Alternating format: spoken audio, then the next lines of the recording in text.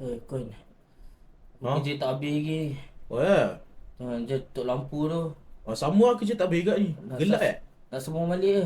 Sama lah, Dah termasuk lah. malam lah, malam dah. Okay lah. Bukan lampu.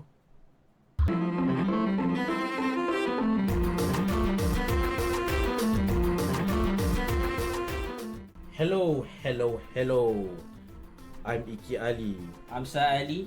And this is Mika Ali. Okay, yeah, we attack on Ali there. We're brothers, Ali and the cat. So we're going to talk about a horror story. Let me tell you a story called Syif Malam. So this movie is apparently an expansion of a short film, which I read beforehand a little bit before this during this review. It's written and directed by Fairus Anuar in his feature debut. Yeah, and this is a decent start for him. I hope he makes more.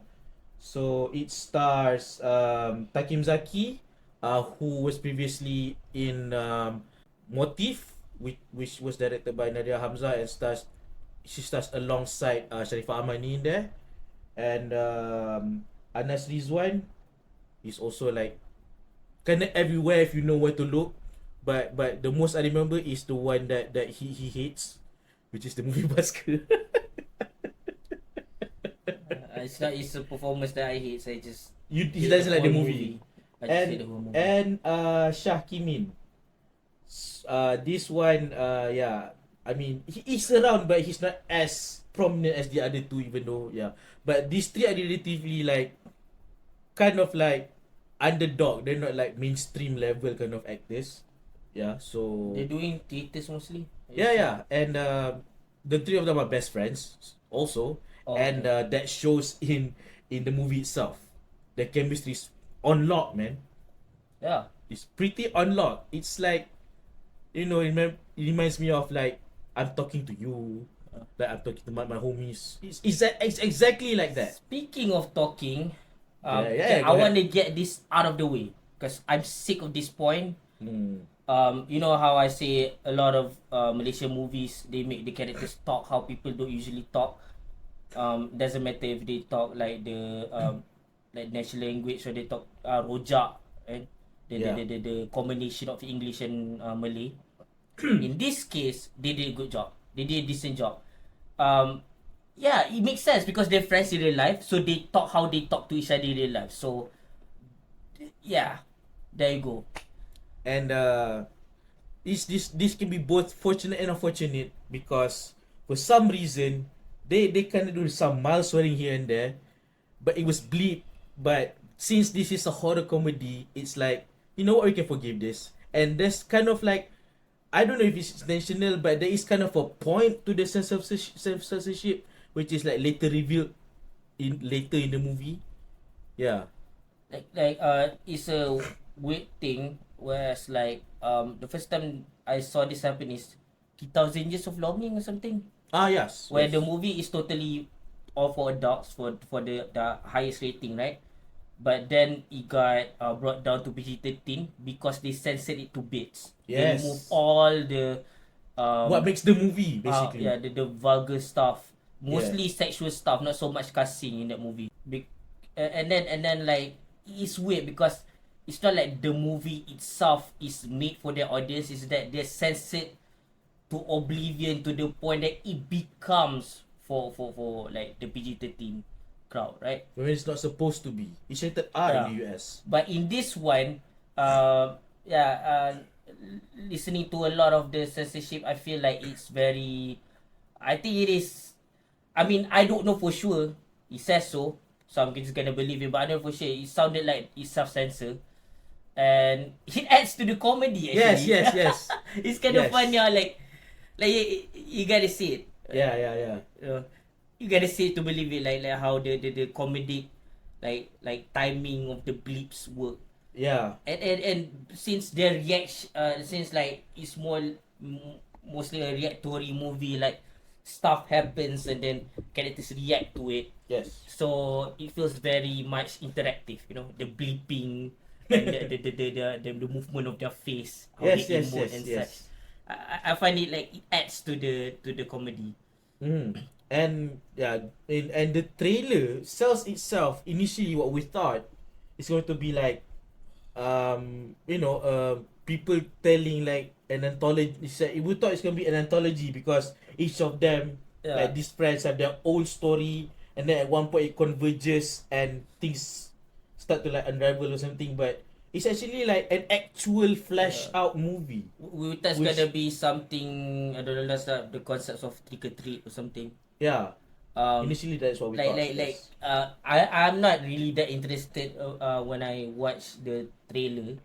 It's just that it's the feeling that I had later on. And my brother's like, oh, I'm gonna watch this movie tonight, and I'm like, you know what, I wanna come. and I And read also that this has a really positive reviews, and but still no one not that many people knows about it, which is unfortunate, because yeah, it's just I don't know how they're gonna like publicize this movie even further, because they're not big names, so it's hard to do that. And I don't know how much of their this marketing budget is there. I don't know how much they can use, but yeah, it's just, yeah. I mean, it's not like the best movie out there, but it's just sad that not many people can see this. Oh yeah, okay, that's a little bit of commercial break there.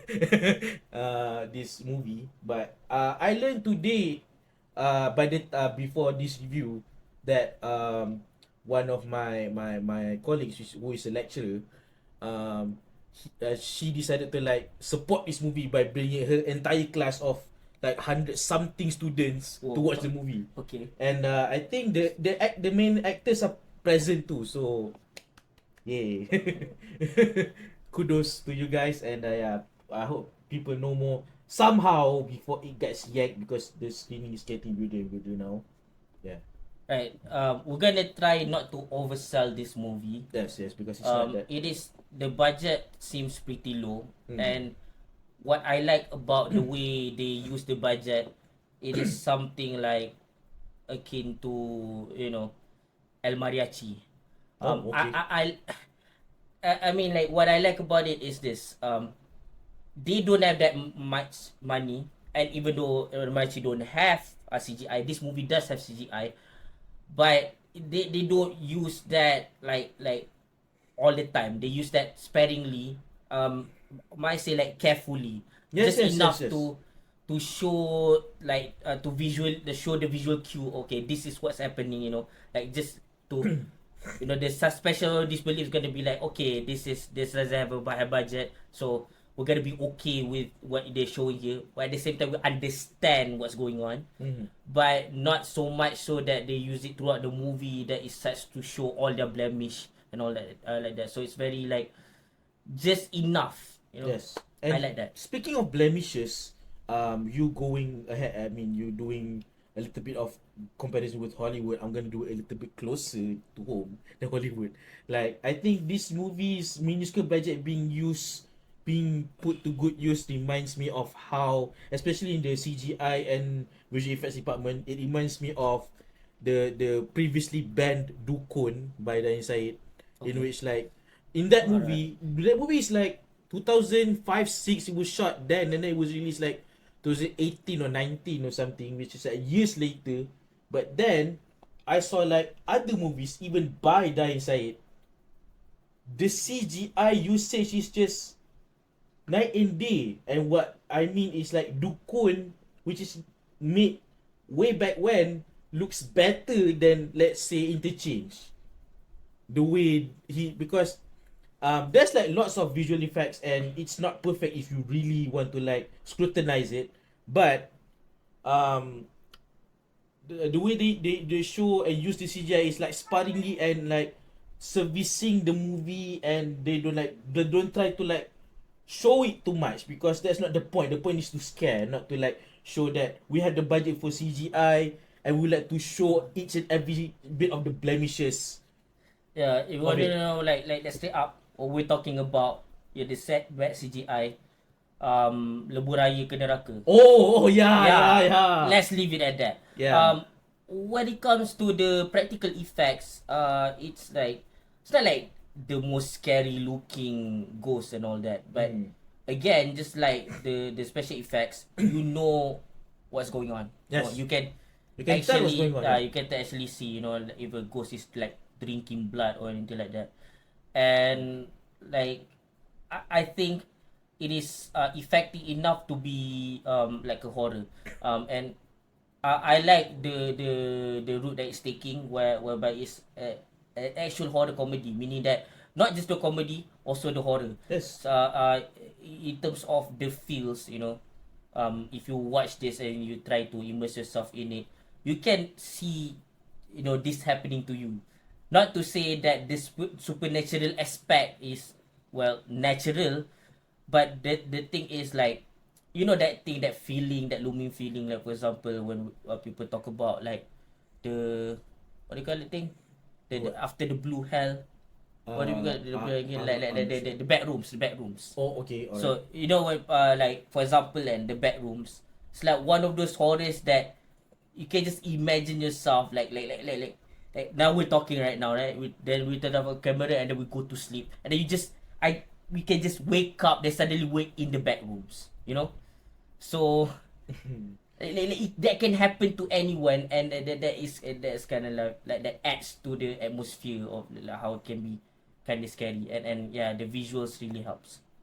Yeah. I mean, there's the yeah, the balance of I mean, there's like two ways actually to go the route of horror comedy. Either you go balance on both horror and comedy, or you go heavy on either side. Like in recent memory, also a local example I want to give, the one that is like heavy on comedy but also has horror in it, is Hantu Tok Mudim.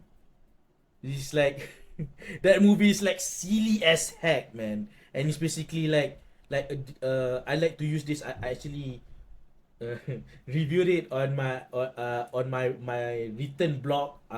Write uh, reviews before I redo this video review thing. So yeah, I would like to use it again. It's basically a feature length dick joke, and I love it.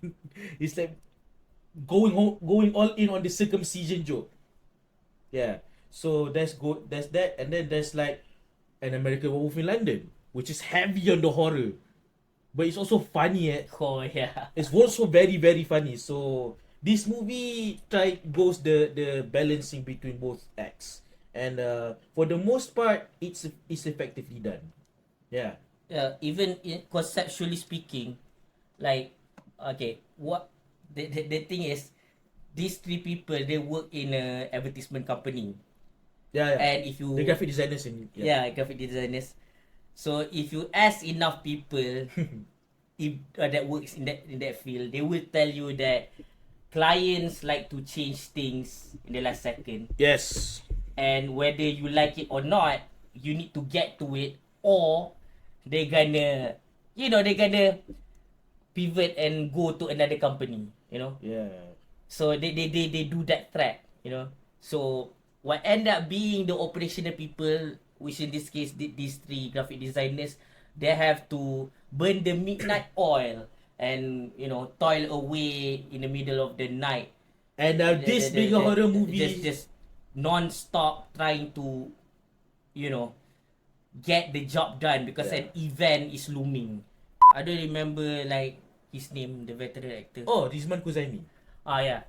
I think he Oh, yeah, is yeah, he's perfect back. casting. Yes, for his role, yes. Yes. Yeah, you get to see his character. And then I don't remember, like, what's the name of the woman?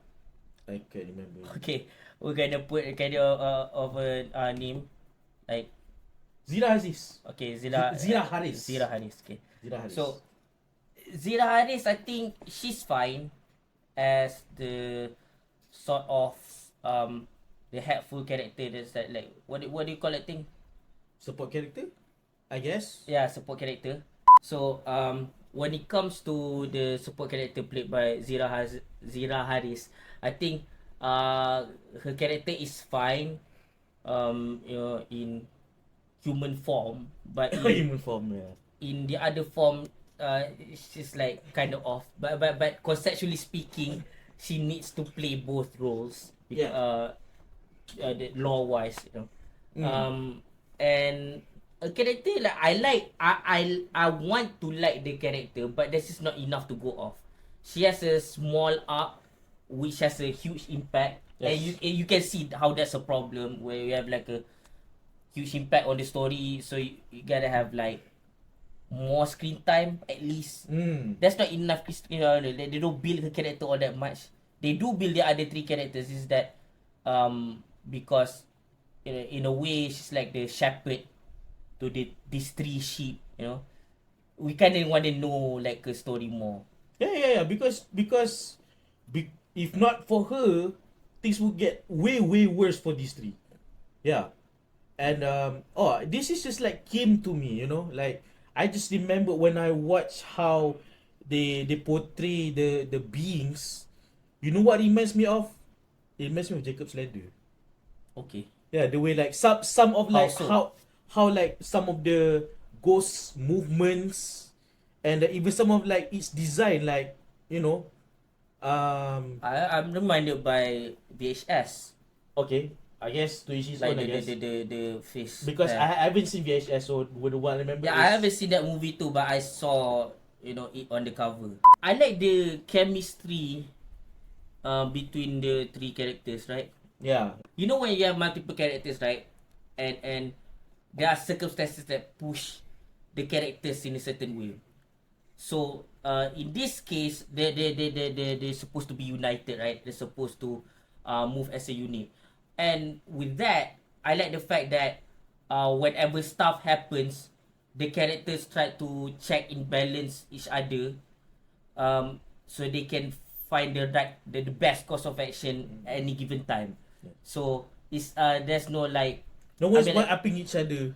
yeah, like they might be like a little bit behind. Some of them are really stupid in than the other two in like a certain situation, but then that same character shine. So it feels like it feels like a 1, 2, 3 punch. There's no like third wheel in any of them. They're like all in it together. That's a like two other characters that I find amusing in a way. Like for example, there is the character of the intern, and Oh yeah, the intern is I think last I saw him was in Magic. yeah. Acting as Beto Kushairi's assistant. Yeah. So yeah, he's an assistant here too. Yeah, he's an apparently. intern here, yeah. I think Harus he not typecast. reminded me, when I wear like a like a long sleeve shirt, like the office appropriate kind of like clothing. Good times or bad times? No? No, not good times or bad times. More like, yeah, that's An event that happened. no. What I mean, like, that's how one would look like, and how I can't. Like this. Okay, I try to say this without prejudice as much. Although I do have somewhat prejudice, I try to show very much. He doesn't look like a good actor, but for the role that he get on this movie, it feels like he give enough. I think he shines more than even like Zira Harris's character. Yeah, weirdly enough, yes. Yeah, and they even do that intern, do my job for me thing, and I like that small dynamic there. Yes. And speaking of dynamic, the boss. The boss. The boss. The boss is kind of an asshole, but to me, I feel like he's kind of a likable asshole. It's like he reminds me of the character Ron from Parks and Rec. Oh, Ron Swanson. Ron Swanson, played by Offerman. Nick Offerman. Yeah. Because it's like, yeah, like some people can, even the characters themselves, kind of see him like an asshole, but you can kind of rationalize why he thinks a certain way.